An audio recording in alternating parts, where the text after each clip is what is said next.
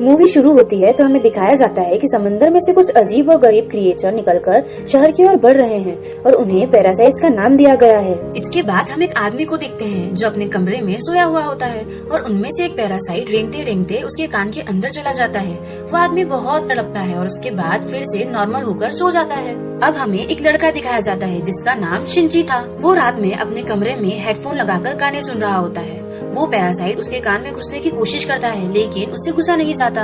अब वो पैरासाइट उसकी नाक के पास चला जाता है। शिंची को खारिश होती है तो उसे लगता है कि कोई कीड़ा है और वो उसे पकड़कर फेंक देता है। वो उसे मारने के लिए आगे बढ़ता है लेकिन तभी वो पैरासाइट उसके हाथ पर काटकर उसके हाथ के अंदर चला जाता है। तभी उसकी मॉम भी वहाँ आ जाती है तो शिंची उसकी मॉम से कहता है कि देखिए मेरे हाथ में कुछ चला गया है। जब उसकी मॉम उसका हाथ देखती है तो वो तो बिल्कुल ठीक होता है। अब अगली सुबह हमें बताया जाता है कि शिंची अपने खाने की टेबल पर बैठा होता है तो उसे अपने हाथ में बहुत अजीब सा फील होता है और दूसरी तरफ हमें वो आदमी दिखाया जाता है जिसके कान में शुरू में पैरासाइट चला गया था। वो अपनी बीवी के सामने आकर खड़ा होता है और अपना मुंह खोल लेता है। उसका मुंह बहुत ही बड़ा और बहुत ही खौफनाक था और वो अपनी बीवी का सर अपने मुंह के अंदर लेकर अपना खौफनाक मुंह बंद कर लेता है और ये सब उसी पैरासाइट की वजह से हो रहा था। फिर हमें शिंची को दिखाया जाता है जो कि स्कूल जाते हुए रास्ते में अपनी दोस्त से मिलता है। वो भी बहुत सी अजीब हरकतें उसमें नोटिस करती है और वो जब स्कूल पहुंच जाता है तब उसके साथ भी बहुत कुछ अजीब हो रहा था, जैसे कि उसके राइट हैंड में बहुत ज्यादा पावर आ गई हो। वो घर आता है और अपना हाथ काटने की कोशिश करता है लेकिन उसका हाथ मूव करने लगता है और उसे रोक देता है और फिर हम देखते हैं कि उसका हाथ क्रिएचर में बदल गया और वो शिंची से बातें भी कर रहा था। फिर हम देखते हैं कि वो शिंची की बुक्स भी पढ़ रहा था और उसका लैपटॉप भी यूज कर रहा था क्योंकि वो इंसानों के रहने के तरीके जानना चाहता था। जब इसने शिंची की बॉडी में जाने की कोशिश की तो शिंची ने इसे आगे से रोक लिया था, इसीलिए अब वो सिर्फ राइट हैंड में ही था और उसी हाथ को कंट्रोल कर रहा था। ये अपना नाम मिगी बताता है और कहता है कि तुम मुझे मत काटना और मैं तुम्हें कुछ नहीं करूँगा, आखिर तुम मेरे होस्ट जो हो। और अब हम देखते हैं कि शिंची और मिगी में दोस्ती होने लगी थी लेकिन बाकी सारे लोग जिनको पैरासाइट्स ने इन्फेक्ट किया था वो पूरे शहर में तबाही मचा रहे थे और साथ ही साथ इंसानों को खा रहे थे। दूसरी तरफ मिगी शिंची को खींचकर एक रेस्टोरेंट की तरफ ले जाता है। वहाँ पर भी बहुत सारे इन्फेक्टेड लोग थे, यानी कि पैरासाइट्स इंसानों का फ्लैश खा रहे थे और वो जब शिंची को देखते हैं तो उन्हें लगता है कि ये भी इन्फेक्टेड है तो वो उसे भी गोश्त खाने को देते हैं। लेकिन जब उन्हें पता चलता है कि ये पूरी तरह से इन्फेक्टेड नहीं हुआ है और ये अभी भी इंसान है तो वो उसे मारने के लिए आगे बढ़ते हैं लेकिन मिगी आगे से उनको मार देता है और शिंची की जान बचा लेता है क्योंकि अगर वो शिंची को नहीं बचाता तो वो खुद भी मर जाता और उसने ये काम अपने फायदे के लिए किया था। अब न्यूज आती है कि शहर में लोग मारे जा रहे हैं और किसी को कुछ समझ नहीं आ रहा था कि इन्हें मारने वाला आखिर है कौन, क्योंकि पैरासाइट्स अपना काम बहुत ही होशियारी से और छुप कर रहे थे। शिंची मिगी को कहता है कि तुम अपने साथी पैरासाइट्स को क्यों नहीं कहते कि इंसानों को मत खाए। तभी मिगी उसे कहता है कि तुम भी तो सब्जियों और जानवरों का गोश्त खाते हो तो इसी तरह हम लोगों का खाना, तुम इंसान ही तो हो तो इसमें बुरा ही क्या है आखिर। अब मिगी को पता चल जाया करता था कि उसके आसपास कौन सा पैरासाइट है और जब शिंची स्कूल जाता है तो वो उसे भी बताता है कि तुम्हारे पास एक और पैरासाइट है और वो और कोई नहीं बल्कि उसकी टीचर थी। और टीचर जब शिंची को देखती है तो उसे भी पता चल जाता है कि ये इन्फेक्टेड है लेकिन वो उसे कहती है कि तुम्हें मुझसे डरने की कोई जरूरत नहीं क्योंकि मैं इंसानों को कोई भी नुकसान पहुंचाना नहीं चाहती, बल्कि मैं उनके तरीके से इसलिए पढ़ा रही हूँ ताकि मुझ में इंसानों जैसी क्वालिटी हमेशा रहे। वो उसे दो और पैरासाइट्स के पास लेकर जाती है, एक स्टूडेंट होता है और एक पुलिस ऑफिसर। वो बताती है कि ये पुलिस ऑफिसर मेरा हस्बैंड है और हमें एक बेबी होने वाला है और वो बेबी बिल्कुल नॉर्मल इंसान होगा तो हम भी इंसानों की तरह रहना चाहते हैं। हम किसी को नुकसान नहीं पहुँचाएंगे, किसी को सरेआम नहीं मारेंगे लेकिन छुप कर गोश्त खाना चाहते हैं, तो क्या तुम हमारा ग्रुप ज्वाइन करना चाहोगे। लेकिन मिगी इसकी बात नहीं मानता। अब अगले दिन वो पुलिस ऑफिसर उनके पास आता है तो मिगी शिंची को कहता है कि ये हमें मारने आया है क्योंकि इसे पता चल गया है कि उस दिन हमने रेस्टोरेंट में एक पैरासाइट को मारा था और इसी के साथ वो पुलिस ऑफिसर इन पर अटैक कर देता है। अब मिगी और शिंची भी बहुत लड़ते हैं और इसको फाइनली मार देते हैं। जब शिंची घर आता है तो उसे बहुत बुरा लगता है कि उसने एक मर्डर कर दिया, लेकिन दूसरी तरफ हम देखते हैं कि पुलिस ऑफिसर की बॉडी में से वो पैरासाइट निकलकर किसी और की बॉडी में चला गया है और वो और कोई नहीं बल्कि शिंची की माँ ही थी और वो शिंची को मारने के लिए उसकी तरफ बढ़ रही थी। मिगी शिंची को बताता है कि ये तुम्हें मारना चाहती है। तो शिंची उससे कहता है कि खबरदार, तुमने मेरी माँ को कुछ कहा, क्योंकि वो अपनी माँ से बहुत मोहब्बत करता था और वो नहीं चाहता था कि उसकी माँ मरे। लेकिन देखते ही देखते उसकी माँ का सिर भी बाकी पैरासाइट की तरह खुलने लगता है और वो शिंची पर अटैक कर देती है। शिंची का बहुत खून जाया होता है और वो मरने के करीब होता है। लेकिन अगली सुबह हम देखते हैं कि वो दोबारा खड़ा हो जाता है। तब मिगी उसे बताता है कि तुम बहुत ज्यादा जख्मी हो गए थे, लेकिन मैंने अपने सेल से तुम्हें ठीक कर दिया। लेकिन यहाँ बुरी बात ये थी कि अब शिंची की बॉडी में मिगी के सेल्स चले गए थे और वो अब पूरी तरह से इन्फेक्टेड हो रहा था। शिंची अपनी माँ को ढूंढने लगता है, लेकिन वो कहीं नहीं मिलती। तो वो टीचर के पास जाता है और पुलिस ऑफिसर के बारे में पूछता है, लेकिन वो टीचर उसे कुछ नहीं बताती।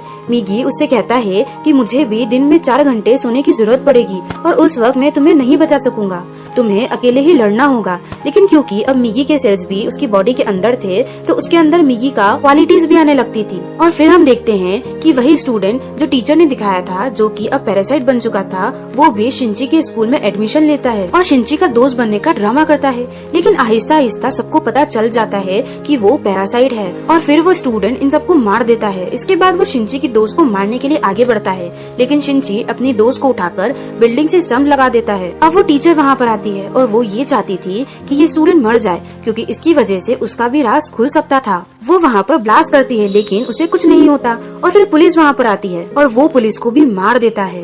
अब मिगी शिंची को बताता है कि वो बिल्डिंग के छत पर है और शिंची दूसरी बिल्डिंग की छत पर जाकर उसे एरो से मार देता है। और उसके बाद वो टीचर के पास आता है और उस पुलिस ऑफिसर का एड्रेस पूछता है, जो कि पैरासाइट था। और अब वो टीचर उसे एड्रेस दे देती है। उस पुलिस ऑफिसर के अंदर जो पैरासाइट था वो अभी भी उसकी माँ के अंदर है। लेकिन अब मिगी के सोने का टाइम हो जाता है, तो इसका मतलब ये था कि शिंची को यहाँ पर अकेले ही लड़ना था। उस पैरासाइट को खत्म करने के लिए वो जैसे तैसे करके उसकी गर्दन काट देता है, जिसके बाद उसकी माँ और वो पुलिस ऑफिसर को दोनों मारे जाते हैं। फिर हम देखते हैं कि शिंची अपने दोस्त से मिलने हॉस्पिटल जाता है। वो बातें कर रहा होता है कि मैं एक एक करके सब पैरासाइट को मार दूंगा। कि तभी हम देखते हैं कि कोई उनकी पिक्चर्स ले रहा था और वो एक जासूस था। और यहाँ पर इस मूवी का पार्ट 1 खत्म हो जाता है।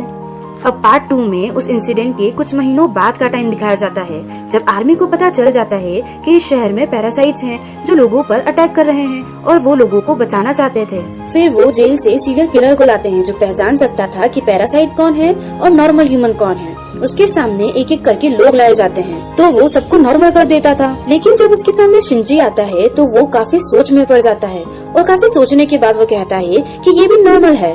अब शिंची जब घर जा रहा होता है तो मिगी उसे बताता है कि हमारे बहुत पास एक पैरासाइट है और वो पास की बिल्डिंग में जाते हैं, जहाँ पर वो पैरासाइट एक इंसान का गोश्त खा रहे थे। और जब वो पैरासाइट शिंची को देखता है तो उसकी ओर बढ़ने लगता है, लेकिन मिगी उसे मार देता है। फिर शिंची को लगता है कि जैसे उसके पीछे कोई है और ये आदमी और कोई नहीं बल्कि वही था जिसने पार्ट 1 में मिगी और शिंची की पिक्चर्स ली थी। और फिर हमें शहर का मेयर दिखाया जाता है, जो कि पैरासाइट के फेवर में बोलता है और बहुत ही बुरा आदमी होता है। और वो टीचर भी उसके साथ मिली हुई थी। अब हम देखते हैं कि उस टीचर का बेबी भी हो चुका है, जो कि नॉर्मल ह्यूमन था। वो मेयर जान गया था कि शिंची पैरासाइट को मार रहा है, तो वो उसे मारना चाहता था, लेकिन टीचर उसे मना कर देती है। वो कहती है कि मिगी और शिंची आपस में जुड़े हुए हैं, तो मैं देखना चाहती हूँ कि ये दोनों एक साथ कैसे रहते हैं। अगर तुम शिंची को मारोगे तो हमारा पैरासाइट मिगी भी मर जाएगा। इसीलिए उसने शिंची के पीछे एक जासूस भेजा था, ताकि वो उस पर नजर रख सके। एक दिन शिंची चल रहा होता है कि उसे फिर से फील होता है कि उसके पीछे कोई है। वो जासूस उसकी सारी बात सुनता है और उससे कहता है कि तुम्हें अपने बारे में पुलिस को बता देना चाहिए। तो वो कहता है कि नहीं, पुलिस में भी बहुत सारे पैरासाइट्स भरे पड़े हैं। तो वहाँ से उसे पता चलता है कि उसे टीचर ने उसके पीछे लगाया है। तब शिंची टीचर के पास जाता है और उसे कहता है कि तुम ये सब क्यों कर रही हो, ये करना बंद क्यों नहीं कर देते। तो टीचर उससे कहती है कि तुम हमारे सारे पैरासाइट्स को क्यों मार रहे हो, वो अभी सिर्फ इंसानों को खाना सीख रहे हैं और कुछ टाइम बाद इंसानों को मारना भी बंद कर देंगे। तो वो चुप हो जाता है और उस जासूस के पास जाता है और उसे बताता है कि वो टीचर बहुत ही खतरनाक पैरासाइट है, वो किसी भी वक्त तुम्हें भी नुकसान पहुंचा सकती है, इसीलिए तुम उससे दूर रहो। लेकिन जासूस उसकी बात पर यकीन नहीं करता। अब अगले दिन वो जासूस मेयर से मिलता है। उसे शिंची की बातों का टेस्ट करना था कि वो सच बोल रहा था या नहीं, तो इसीलिए वो मेयर के रूम में वॉइस रिकॉर्डर लगा देता है और इसमें मेयर उस जासूस को मारने का हुक्म देता है कि ये अब हमारे लिए नुकसान बन चुका है। वो पैरासाइट को उसके घर भेजता है मारने के लिए, लेकिन वो घर पर नहीं होता तो वो उसकी बेटी को मार देता है। अब दूसरी तरफ मिगी शिंजी को बताता है कि तुम पर 5 पैरासाइट्स अटैक करने आ रहे हैं। अब उनकी तरफ एक आदमी बढ़ रहा था और उसी आदमी के अंदर 5 पैरासाइट्स थे। मिगी और शिंजी उससे फाइट करते हैं और उसका सर उड़ा देते हैं और उन्हें लगता है कि अभी ये मर चुका है, लेकिन अभी तो सिर्फ एक ही पैरासाइट मारा गया था और 4 अभी भी बाकी थे। बाकी के पैरासाइट्स उसके हाथ में आ जाते हैं और उसे कंट्रोल करने लगते हैं। अब वो टीचर मेयर से कहती है कि जब मैंने तुम्हें मना किया था कि तुम उस जासूस या शिंजी को मारने के लिए पैरासाइट नहीं भेजोगे तो तुमने ऐसा क्यों किया। अब मेयर ये नोटिस करता है कि उस टीचर के दिल में माँ बनने के बाद इंसानों वाले फीचर्स वापस आ रहे थे, तो उसे ये देखकर बिल्कुल भी अच्छा नहीं लगता। तो वो उस टीचर को मारने के लिए 3 पैरासाइट्स भेजता है, लेकिन क्योंकि वो भी पैरासाइट थी तो उसे पता चल जाता है कि कोई उसे मारने आ रहा है। तो वो उन तीनों को पार्किंग में बुलाती है और उन तीनों से अकेले ही मुकाबला करके उन्हें मार देती है। लेकिन जब वो अपने घर आती है तो नोटिस करती है कि उसका बच्चा वहाँ पर नहीं है और वहाँ पर उसे एक नोट भी मिलता है जिस पर लिखा हुआ था कि तुम्हारा बच्चा मेरे पास है और मुझसे मिलने ब्रिज पर आओ। इनफैक्ट वो नोट उस जासूस का था, वो अपनी मरी हुई बेटी का बदला लेना चाहता था। टीचर ये देखकर घबरा जाती है और घबराते हुए शिंजी को अपने साथ लेकर जाती है। तब शिंजी उसे बताता है कि तुम्हें उसे मारकर कुछ भी नहीं मिलेगा क्योंकि ये एक नॉर्मल इंसान है। और इसी दौरान आर्मी भी वहाँ आ जाती है और उसे पता चलता है कि मेयर ने अपनी बिल्डिंग में बहुत सारे पैरासाइट छुपाए हुए हैं। अब वो उस बिल्डिंग से एक एक करके लोगों को निकाल रहे थे और उनमें से जो पैरासाइट्स थे उसे शूट कर रहे थे। सीरियल किलर भी वहीं पर था। फिर हमें मेयर को स्पीच करते हुए दिखते हैं जो बता रहा होता है कि असली मॉन्स्टर तो इंसान है जो कि बिना वजह पैरासाइट्स को मार रहे हैं। तो वहाँ बैठे आर्मी लोग उसे शूट कर देते हैं और जिससे उसकी डेथ हो जाती है। तभी वो सीरियल किलर चिल्लाता है कि ये तो इंसान था, बस पैरासाइट्स का साथ दे रहा था। लेकिन जब वो पीछे मुड़कर देखते हैं तो वही आदमी उनके सामने खड़ा होता है जिसके अंदर 5 पैरासाइट थे। सब उसे शूट करते हैं लेकिन उसे कुछ भी नहीं होता। फिर हम देखते हैं कि वो जासूस बच्चे को फेंकने वाला होता है। टीचर जब ये देखती है तो अपने बच्चे को बचाने के लिए उसे मजबूरी में पैरासाइट बनना पड़ता है। अपना एक हाथ निकालकर उस जासूस के चेस्ट में घुसा देती है जिससे सबको पता चल जाता है कि वो एक पैरासाइट है। पुलिस उसे शूट करने लगती है और वो जान गई थी कि अब उसकी जान नहीं बच सकती।